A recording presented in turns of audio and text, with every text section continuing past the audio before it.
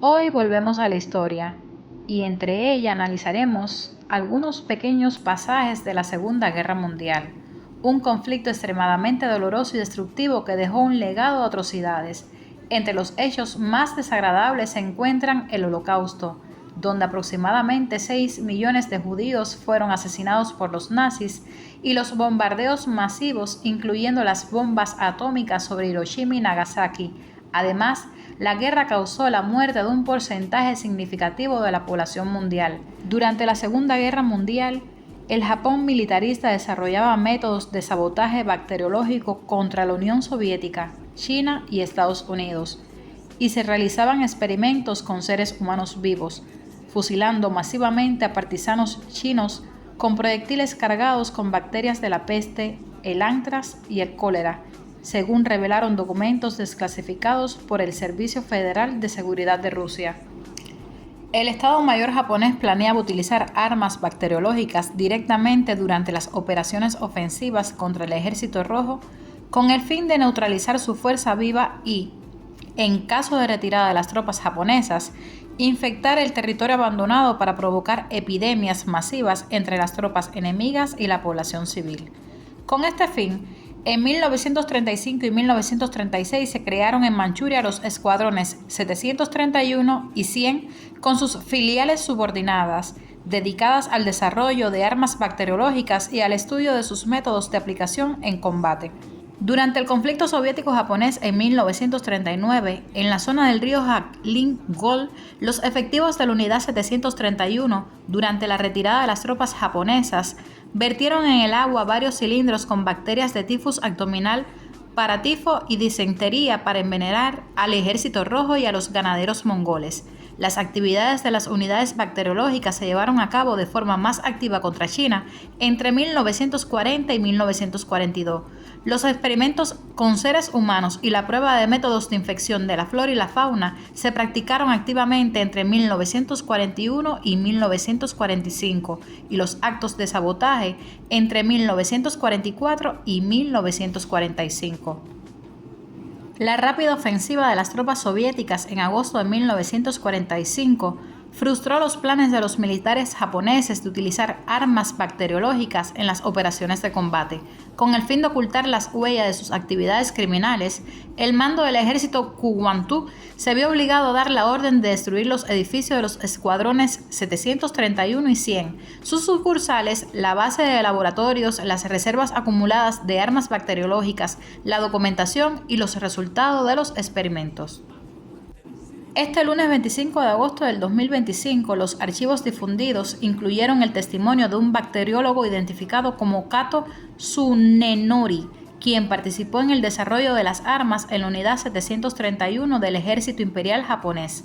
Durante la investigación, el científico proporcionó a las autoridades soviéticas información detallada sobre los experimentos realizados con bacterias mortales, los métodos de uso bélico de las armas bacteriológicas, pulverización desde aviones, proyectiles de artillería, etc., los experimentos para estudiar la congelación, el estudio de las armas químicas, entre otros asuntos. Las declaraciones de Tokio sobre la ilegalidad de la entrada de la URSS en las operaciones militares contra Japón durante la Segunda Guerra Mundial y la supuesta ocupación ilícita por parte de Rusia de las Islas Kuriles del Sur son categóricamente inaceptables, declaró la portavoz de la Cancillería rusa María Zaharova.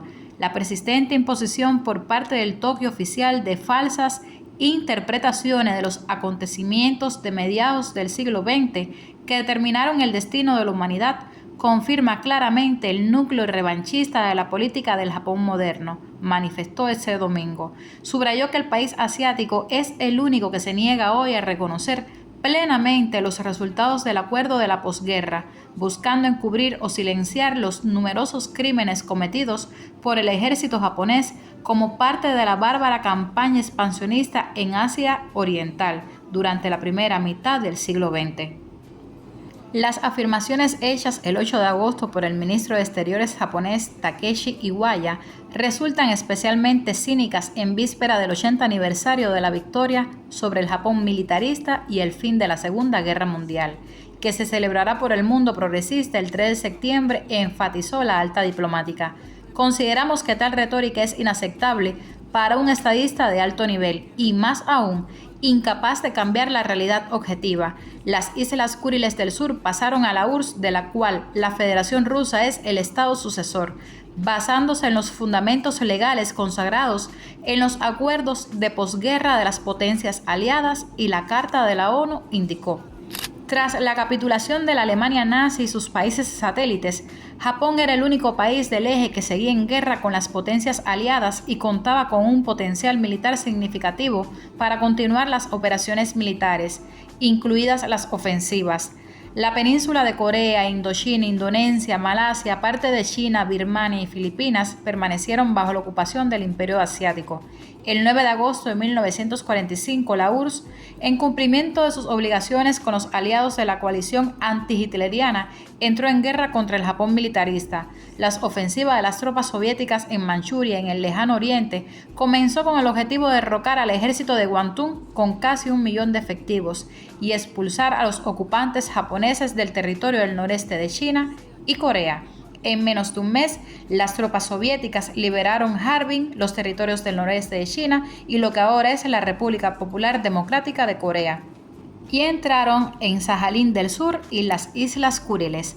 La veloz ofensiva del Ejército Rojo en Manchuria privó al mando japonés de la oportunidad de usar armas bacteriológicas contra el país euroasiático, un plan que Tokio había estado tramando durante la Segunda Guerra Mundial. Para el 1 de septiembre, las tropas soviéticas completaron las tareas asignadas.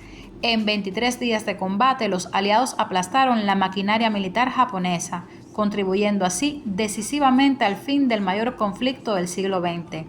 El 2 de septiembre se firmó el Acta de Rendición Incondicional de Japón a bordo del acorazado estadounidense USS Missouri en la bahía de Tokio.